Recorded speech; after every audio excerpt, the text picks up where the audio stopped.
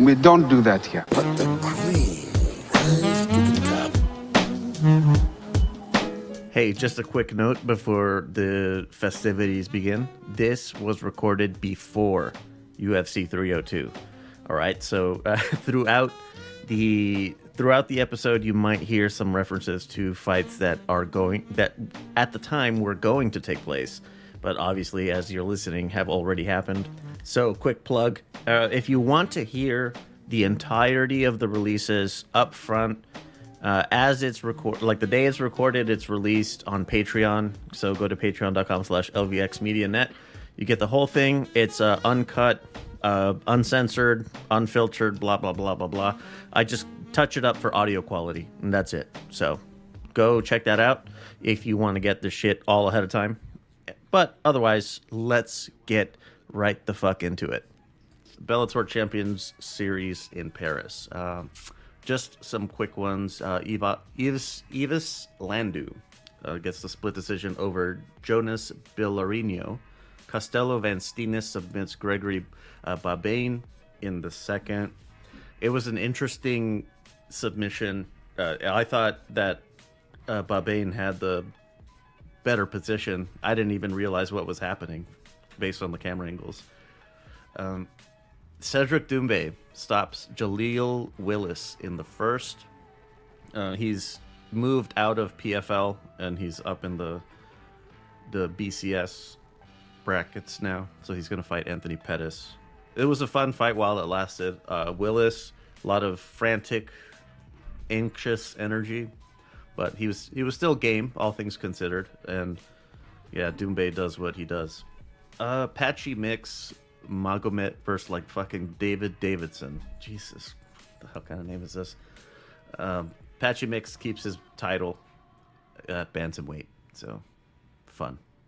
UFC Fight Night on the 18th. From the bottom up, Angela Hill rated 12th, submits Luana Pinheiro 9th. Adrian Yanez stops Vinicius Salvador in the first. Temba Gorimbo gets the decision over Ramiz Brahimaj. The notes that I put on this were, oh my fucking goodness, how boring. Yeah, that one was terrible. Chaos Williams, holy shit, stops Carlston The Harris. opposite Yeah, of boring here. absolutely not boring. I think Chaos was briefed in the back before he came out. Gorimbo stunk the joint out. We really need you to do something here. And he understood the assignment for sure. If you didn't see it, just catch the highlight, because that's about as long as the fight lasted. We really have been blessed. We had some rough stuff coming up with, or seemingly until this next main card. But these last two Fight Night cards have had some good, exciting moments on it. Yeah, I was telling the homies up in out just in a different city here in Arizona that like these are, you got to sift through the duds to find the diamonds. It's unfortunate, but it feels like vindication when you get one. Like, but yes, all of this has been fucking worth it. Watching all these goddamn 1FC nonsense cards on Friday mornings, like at 3 a.m. And I had to say, I watched this shit so that you don't have to. Am I addicted? Am I an addict? You might be. I think I might be.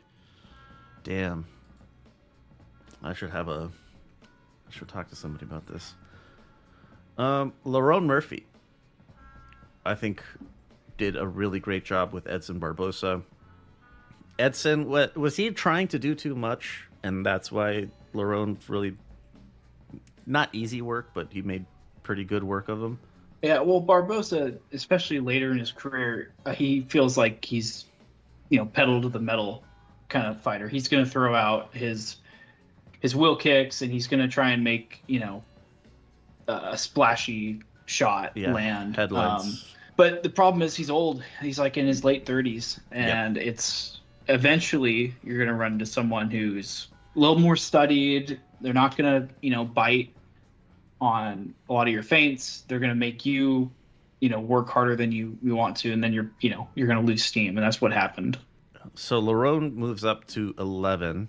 Aljamain Sterling, I see his name as it stands out with his, if he stays in his really octopus style and just keeps it on the ground. I don't know if Murphy's gonna do all that well with it because he just seems like an all around kind of, I don't know, a B plus in everything. Doesn't really excel at any particular facet of MMA. I don't know. Do you think that's an accurate estimation, or am I off my shit over here?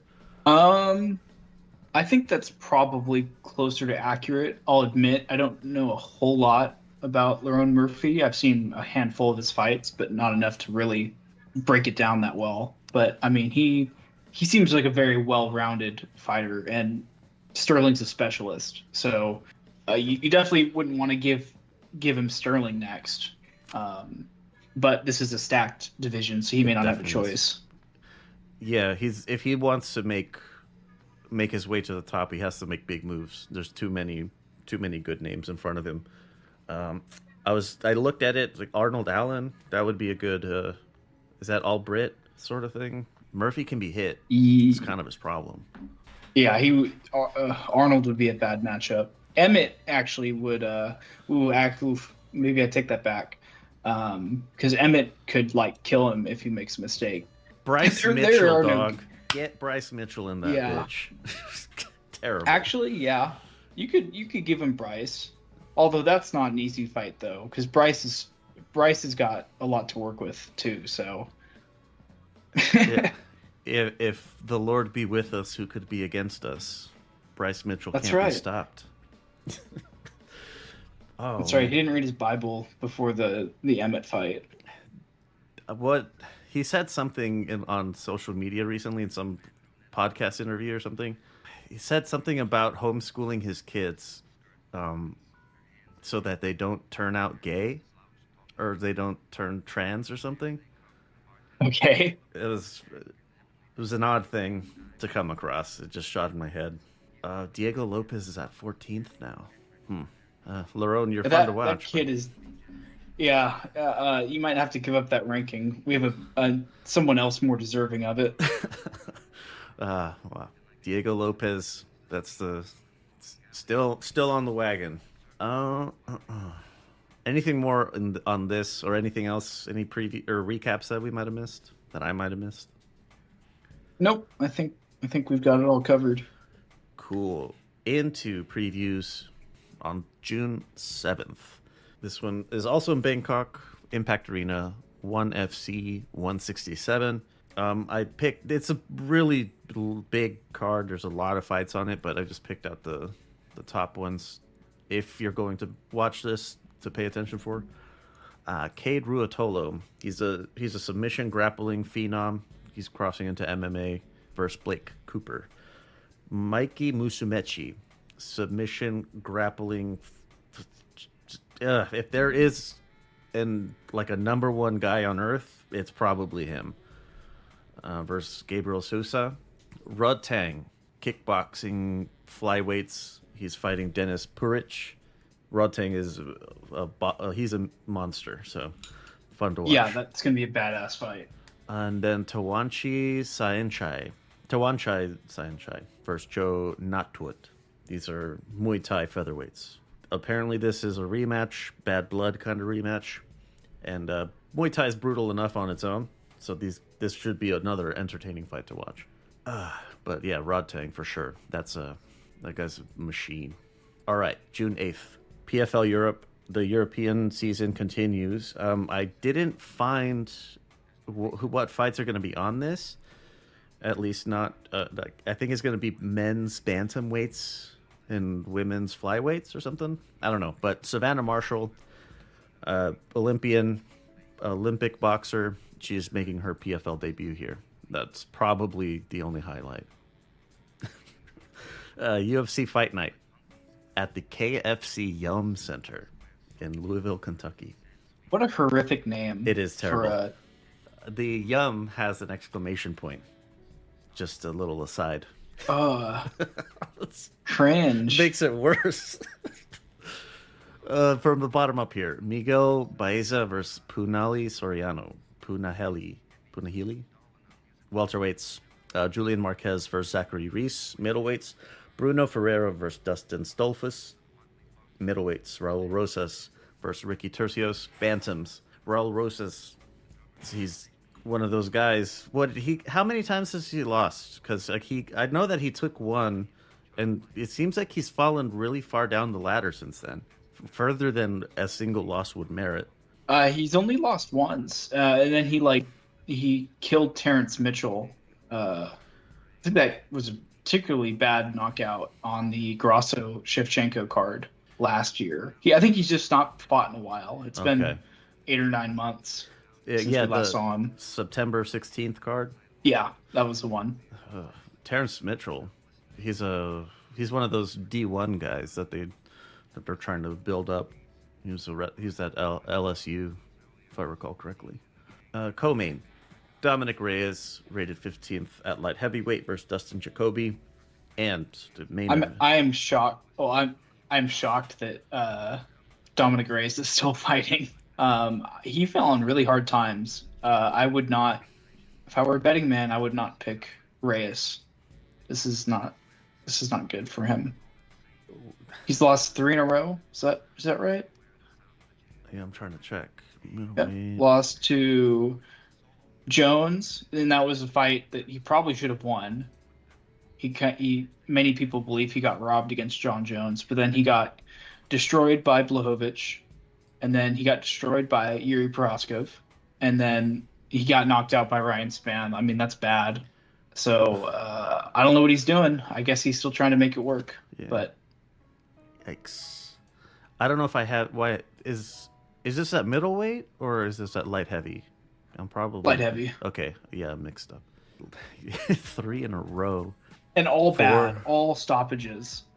4 in a row. After taking perhaps the greatest of all time to like the closest fight of his career. Well, Dominic, good luck. I hope you find what you're looking for. That's a light heavyweight. Anything but a. Go ahead. Yeah, a light heavyweight. I was reading the main event, thinking, why is this at middleweight or Dominic Reyes? Oh, gotcha. I was mixing them up because I'm very smart. Jared Cannonier, rated 4th at middleweight versus Nasruddin Imavov at number 8 in the rankings. Oh. This is a step-up moment for Imavov because I believe he's not the guy that Strickland exposed, or is it? It is. This is the guy who turned his back to Strickland and got knocked out for it. So he's got a chance to redeem himself here. I think I made a highlight video of that when I was doing one for Strickland, and that was one of the clips that I picked up. I didn't understand the significance of it at the time. Cool. Of course he's French. Of course he turns his back on it. Oh, man. France, all you fucking have is Doumbé and Dembele. That's all you got. Better put your fucking house on it, because they're actually good. Oh, shit. That's it for the previews. Otherwise, it's just news stuff. All of these, the only one that I'm aware of, other than Olberg, which you mentioned earlier, but Ian Gary is fighting Michael Page on 303. Yeah, excellent matchup for both guys. Because Ian Gary's finally getting his first proper, like, this is your real opponent here. Yeah. And then we also get to see, hey, how live is MVP at this division? It's going to be a technical kickboxer with a lot of power versus a very unorthodox long-range striker. So this could be a really, really great fight. It really should be co-main, honestly, but I mean, oof, it's a good fight. That's going to be tough. Like, does Ian Gary's wife... Just jokes on... what's this Mousasi situation? So Gegard Mousasi he's been fighting for a long time. He fought in the UFC way back in the day. He fought for Bellator for a while. And he was getting pissed at the PFL, and he called them out publicly saying that they would not give him a fight. So he's there. He's ready to fight. You know, he's still under contract, so he can't go fight anywhere else. And the PFL was just not, like, they were just stonewalling him, and they weren't giving him they weren't letting him make any money, essentially, right? Like, there's no fight, there's no money to be made. And I think it was 2 days after he came out with that, the PFL released him. And so that's, the first maybe black mark for the PFL is like the viability of the organization. I know they just had a bunch of Saudi money infused into their payroll, but like how do you have a guy ready to go that has some name value attached to him and you can't even organize a fight? But yeah, that's pretty rough. Like Doumbé, they seem to be getting him fights pretty consistently.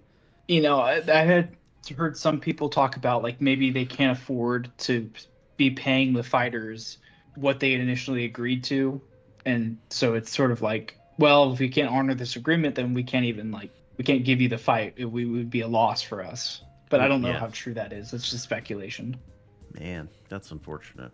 There's really no other options to go to other what, UFC or ONE? That's it? Yeah, he could. Yeah, those two. There's another Japanese organization he could go into. Ryzen. There you go. So he's got options. Yeah. But, he's old. He's almost 40. So it's like, what? Yeah. He could come back to the UFC. I just don't know what kind of deal he would get. Right. Bellator was the retirement league. So now that has been absorbed by who cut you, not a whole lot you can do. Somebody mentioned that it would be ideal for ONE FC to stay in, kind of keep their stuff inside of Asia, and for PFL to move their focus to Europe to try to block out UFC from that market. Oh yeah, kind of almost make it a regional advantage.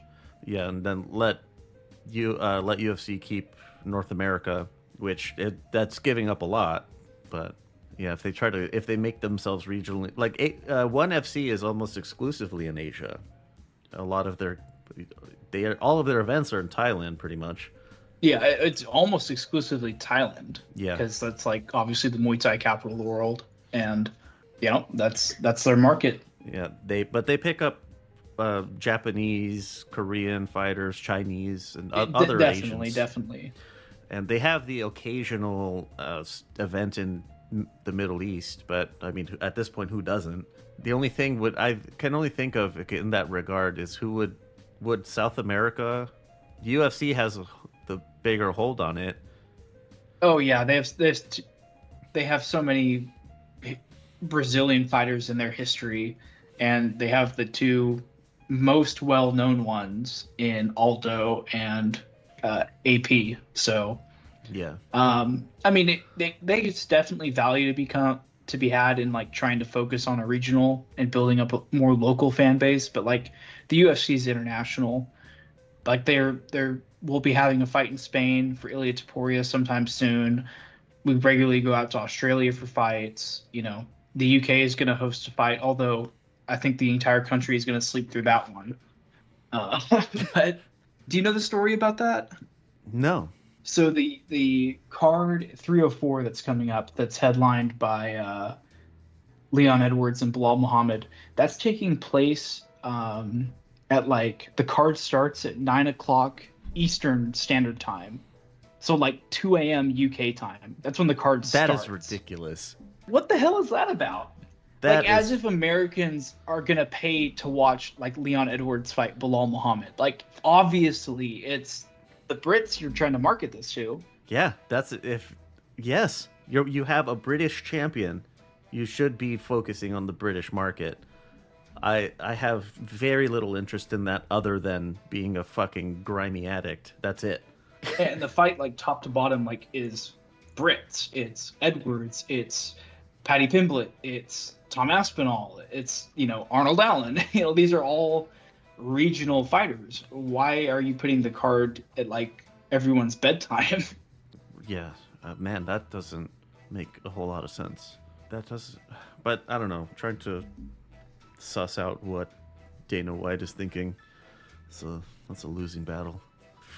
Oh man! And last thing, Roundtree's out for PEDs? Question mark. So he self-reported and said that he had an adverse finding, and he thinks it was related to taking a tainted supplement. But that was kind of strange that he got out ahead of the news and just put it out there himself. You usually don't see that. Yeah, the only close one I can think of is it was in the boxing world when Dillian White popped for some sort of stimulant, PED, or banned substance rather, and it was some shit he said he got at like a GNC or whatever the English equivalent is, just a over-the-counter supplement. But that's really all I can think of. It's a weird thing to come out with yourself. Yeah, it almost makes me believe his story, because why else would you do that? Yeah. You're inviting criticism to yourself, and Yeah, if you get out ahead of it, like, hey, I fucked up. I'm sorry. I didn't do this on purpose. I didn't know this thing that I was taking has something I'm not supposed to be using. I don't know. Speculation for me, but Carlos Ulberg at least should. If he follows the AP blueprint, he can spark Jamal pretty quickly. yeah, actually, I've heard a lot of people say this is actually a tougher fight, which I'm not sure if I believe that, because Roundtree is such a monster, but it's not an easy fight by any means. This is not like a Step down. right. Yeah, this should be a really good fight. Now that you mention it, Roundtree and Ulberg do seem to be cut from the same cloth, right? The like high action striking, high octane. Yeah, Roundtree's way more like wild with his punching, but yeah, same type of. They're both strikers, heavy strikers. Although Ulberg, I think, does have wrestling skills, if I remember correctly. For the little bit that I did see, yes, he seemed to be competent. Is there any other news? I can't think of anything. Savannah. Conor McGregor caught partying instead of training. Oh, wow. What else is new? Yeah, I know. Everyone's shocked. I know he turned down the Roadhouse sequel. Like the schedule was too difficult for him or something. Oh, I didn't see that. They're already trying to make a second one? Yes, apparently. Well, I'm glad he actually turned it down. That shows he still cares about fighting enough to actually make a choice there. Yeah, to look like he cares. I don't see anything else. All right, well then, where's the clapper? Hey, thanks again for listening. Questions, comments, concerns, 833-589-7637. Call or text, it's anonymous either way. If you want to tell me how much of a fucking casual I am, I can just simply reply, I know. So if you want to do that, that's fine. I already mentioned up top, patreon.com/LVXMediaNet if you want to hear the uncensored, unfiltered bullshit. LVX MediaNet, that's the same handle that we use on everything. So if you cannot find it, we're not on it. It goes for fucking YouTube, TikTok, all the rest of it. Keep in mind that that's the Lux Media Network. Like, that's the group account, right? So there's more shit than just MMA or just boxing or, whatever. You're going to come across a lot of different stuff that we get up to up here. So if you want to have a look around at all the different things outside of social media, luxmediashows.com. That's where you can see, all the stuff. Last thing, reminder, the phone number, 833-LUXPODS. I spelled it out for you. You cannot go wrong there.